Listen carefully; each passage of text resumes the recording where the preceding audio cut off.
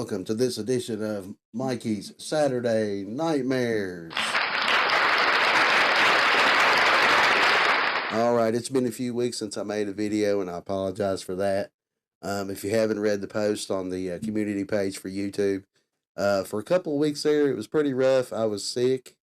It was a lot of sinus stuff, and could have been bronchitis, could have been flu, something like that. But anyway, it really had me down, and I wanted to make a video this past Wednesday, which I did make the video, but somehow the file got corrupted before I got to post it, and it was just too late to redo it because I'd already thrown my notes away and everything. So I didn't make that video, but I'm making this one today. So hopefully after today, we can get back on track with these things because I'm set. I am ready to go, and today we are going to talk about a good one.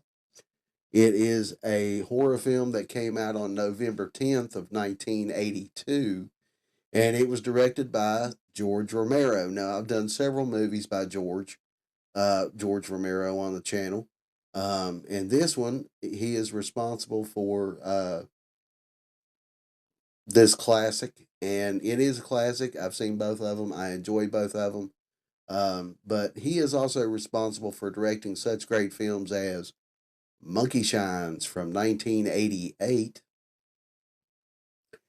He also directed a film called The Dark Half from 1993. And he returned to the zombie genre and directed Land of the Dead in 2005.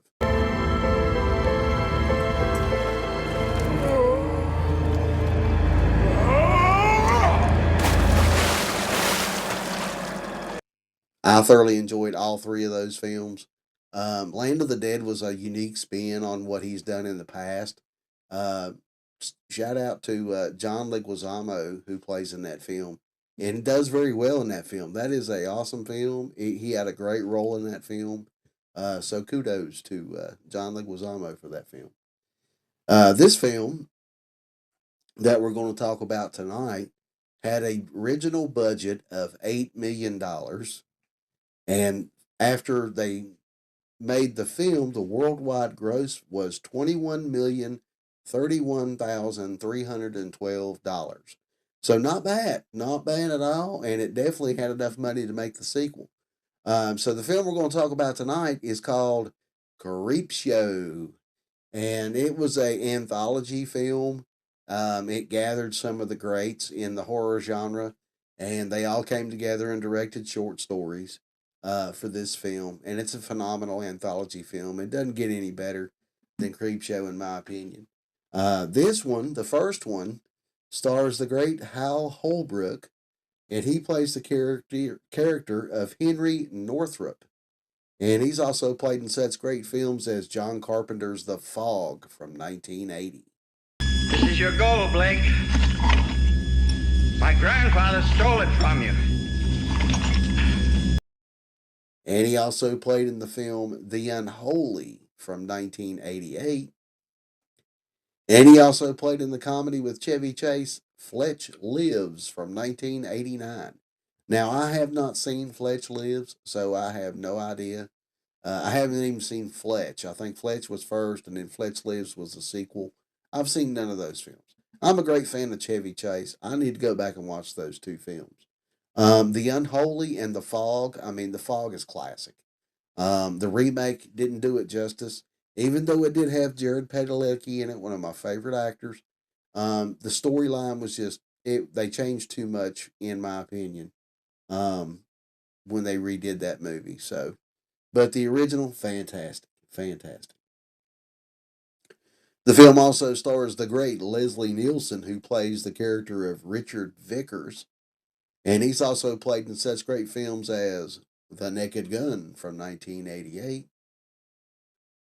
He also played in the Dracula film Dracula Dead and Loving It in 1995. You walk to the terrace door and you go back to sleep. Watch out! And he also made a cameo in Scary Movie 3 from 2003. The Naked Gun is comedy gold. All three films. Um, the Naked Gun being the best out of the three. Um, it was fantastic. Dracula Dead and Loving It. You not only had Leslie Nielsen in there, you had Harvey Korman, Mel Brooks. I mean, there were some comedy greats in that film, and it was fantastic. I thoroughly enjoyed that film. It was so funny. And Scary Movie 3, Leslie Nielsen was great in that film. I really didn't care that much for 3, 4, 3 and 4. I thoroughly enjoyed the first two films, but I think they were pushing it a little bit when they went with the third and the fourth one. I really didn't care that much for those. I mean, I'll watch them if they're on and there's nothing else on. But 1 and 2, fantastic, fantastic. And the film also stars the great Adrienne Barbeau, who plays the character of Wilma Northrop, and she also played in such films as Swamp Thing from 1982. Alan?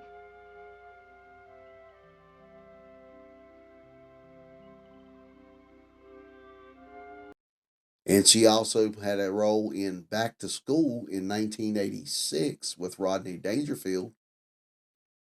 And she also played in the movie Fatherhood in 1993. I believe that was the one with Patrick Swayze.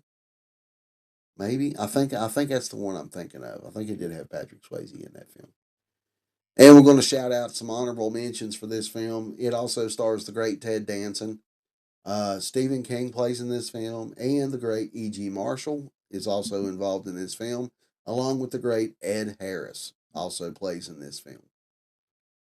So the plot for this film is five grisly tales from a kid's comic book about a murdered father rising from his grave, a bizarre meteor, a vengeful husband, and a murderous crate occupant, and a plague of cockroaches. All right. So with that being said, let's go ahead and jump in the trailer for Creepshow. Roll it. Coming soon.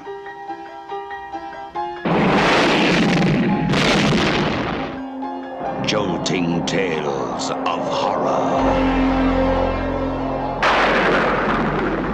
Creepshow. From the author of Carrie, The Shining, and Cujo. And the creator of Night of the Living Dead and Dawn of the Dead. You'll scream at ghastly ghouls. Cringe at weird kids. And shiver at the doings of evil doctors. This is going to be extremely painful, Mr. Verrill. Creepshow will grab you, grow on you, and give you the creeps.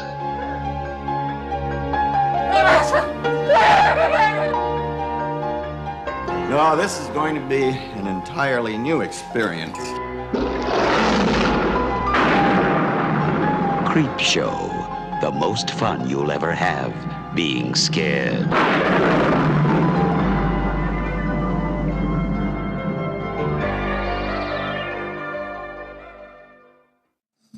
All right, that was the trailer for Creepshow, a true classic, a true classic.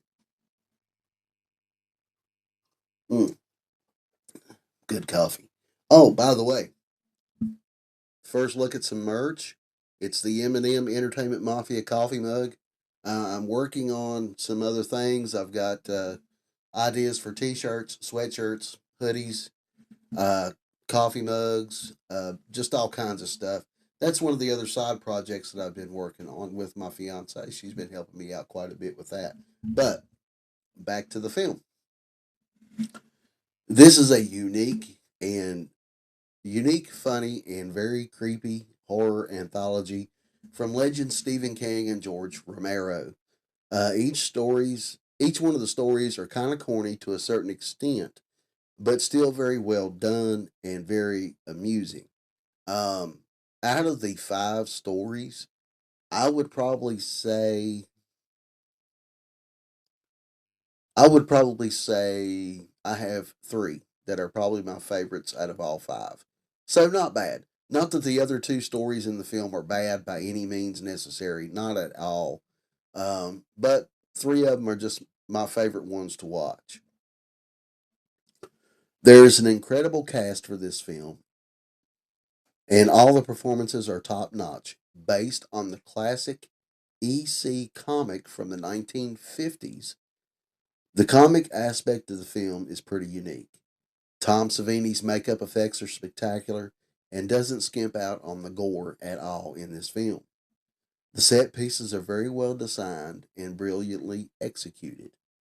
Creepshow is a true horror classic and one of my favorite films of all time. The film splits each story up with interludes with Tom Atkins, which only adds to the fun of this film. The movie is so 80s, and believe me, that's a good thing. You won't find many anthologies better than this one, especially these days. If you're a fan of the classic comics, Stephen King, George Romero, and or Tom Savini, you are going to love this movie. Now, um, like I said, out of the five stories, I have three favorites in this film.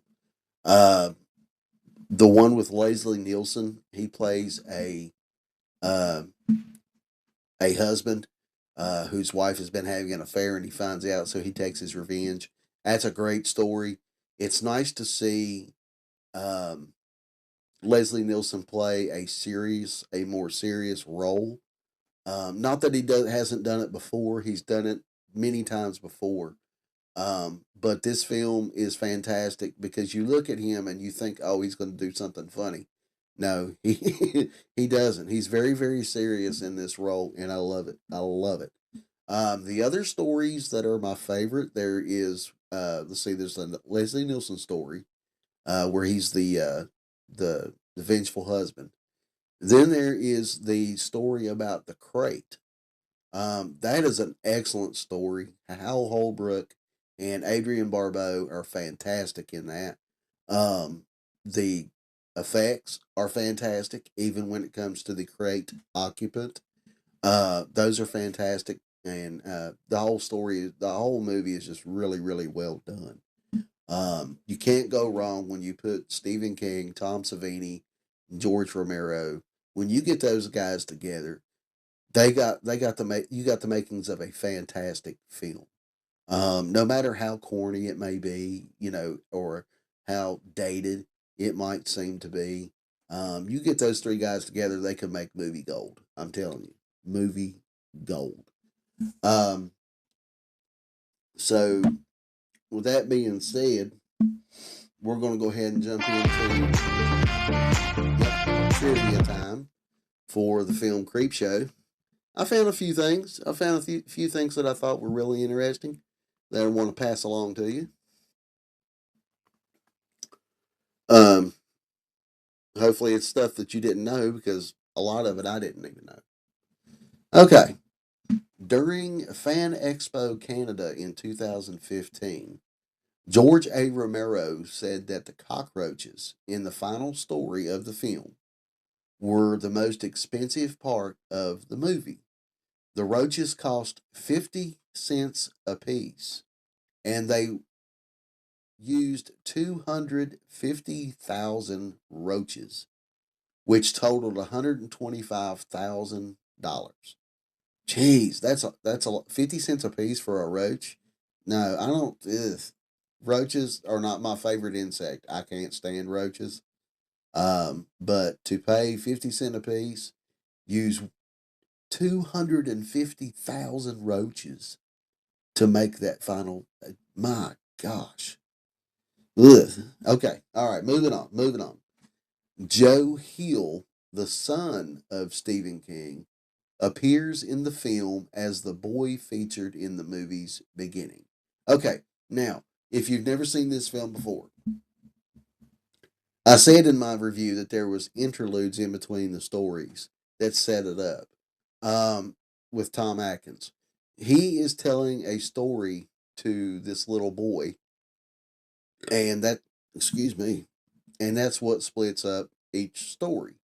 Um, The little boy in that film is Joe Hill, who is the son of Stephen King. I excuse me, I never knew that, so that's pretty cool that he got his son in there that early, and he played in the film as well in the meteorite story as Jordy Verrill. So that's pretty cool. That's pretty cool. Oh, okay. Number three here. Stephen King plays the role of Jordy Verrill, and he was told to play him like Wile E. Coyote, the way he looks when he goes off a cliff. Um, he did very well in that role, and he did play it like Wile E. Coyote. Come to think of it, now that I look back on it and actually read that quote, that is a really cool story. He finds a meteorite, and he touches it and thinks he's going to make a lot of money off of it, but he ends up having some weird side effects from touching that meteorite. I'll leave it up to you to watch it to find out. It's a great story. It's a great story. Uh, this was the only film by George Romero to open number one at the weekend box office. That's amazing. As many films as George Romero, as many great films, I should say, as George Romero has put out, to open number one at the weekend box office, this is the only one that done that. That's hard for me to believe. Hard to believe. Stephen King had an allergic reaction to the makeup he had to wear for Geordie's transformation. He received shots and medication to make work bearable. That's that kudos to Stephen King. That goes to show the lengths he's willing to go to, and a lot of other actors and directors, to put out a film that they thoroughly believe in, that they thoroughly want to see made and do well. So kudos to Stephen King for that. That's fantastic. Mm. Let's see what else we got here. Rice Krispie treats, or Rice Krispies, not Rice Krispie treats. I'm hungry. Uh, Rice Krispies were used as maggots on the corpse's eyes in the first story of the film, Father's Day. In addition, real maggots were also utilized. Okay, that's we go from talking about cockroaches to maggots. I just Okay, let's see here. All right, Fluffy is the nickname for the creature from the crate. Was the first animatronic creature Tom Savini had ever created. That's awesome. That is awesome because that thing looked amazing. If you've seen the film, you know what I'm talking about. It looked amazing. The prop 10-cent Creepshow comic book featured in the film was drawn and inked by veteran artist Jack Kamen, one of the artists for the original EC crime and horror comics of the 1950s. That is cool.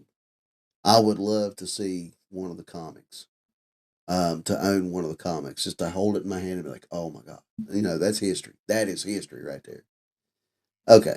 The world's largest collection of original Creepshow memorabilia belongs to the Creepshow Museum and is located on Facebook and in Louisiana. I need to check Facebook and see if I can find that. That is so cool. And finally, this was only Stephen King's second movie role. He hasn't done very many. He really hasn't. Well, I don't know. I don't know. In the early 80s he didn't do a whole lot. I think he did maybe one or two films back in the 80s. Um but then he kind of disappeared out of them for a while. Unless there's something I don't know that he played in, which is possible because I don't know everything. But um, there for a while he was gone from acting, and just stuck with writing and promoting his films, directing movies, doing getting involved in movies. Um, so maybe I don't know how many films he's actually done. He's done a few, but I don't know exactly how many he's actually played in. But he is not a hard guy to spot when you when you see him in these films. He is not a hard guy to spot. And I think he was in. I think he was in Silver Bullet. He actually played I think he was. I think he was in Silver Bullet and Creepshow, and there was one other one that was, but I can't remember what it was right off the bat. But anyways, um, kudos to Stephen King. I mean, he is one of the greats, along with George Romero and Tom Savini. Tom Savini is an absolute blast to watch, to see how well he does with his special effects. Even in film, I mean, he's done some movies. From Dusk Till Dawn is a great film. He had a great role in that film. I love that film. But this is a great film. If you haven't seen it before, definitely give it a watch. I'm sure that if you watch the first one, you'll love the second one as well. The second one had some really great stories to it. I thoroughly enjoyed it. All the stories that was in the second one. Like I said, there was three of them in the first one that I probably consider my faves. The Crate, the Vengeful Husband with Leslie Nielsen, and the uh, the the story with, I can't believe I'm saying this, the story with the cockroaches. I enjoyed that story very much so. So give this one a look if you haven't seen it before. Definitely check it out.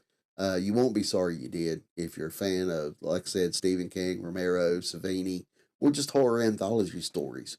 You'll definitely get a kick out of these. So with that being said, we're going to end the video here. Thank you guys so much for watching. Thank you guys for hanging in there while I've been off on sick and my little hiatus there. I appreciate each and every one of you staying around and sticking with me. I will let you guys know once I get some more of this merch set up and ready to go and available to be sold, in case anybody's interested. But I will let you know about that in the coming weeks. Um, so for right now, I will see you guys on Wednesday for a classic movie buffet theater. I've got a decent one picked out for you. I hope you like it. The views aren't really going up very much. Well, not really much at all, honestly. But that's not going to stop me. That's not going to deter me from making these videos. So those of you who do watch and enjoy these videos, don't worry. I'm not going anywhere. I'm sticking with it. So thank you all so much, and I will see you guys on Wednesday for Classic Movie Buffet Theater. Till then, have a great weekend, the rest of your week, and I will see you guys on Wednesday. Bye bye.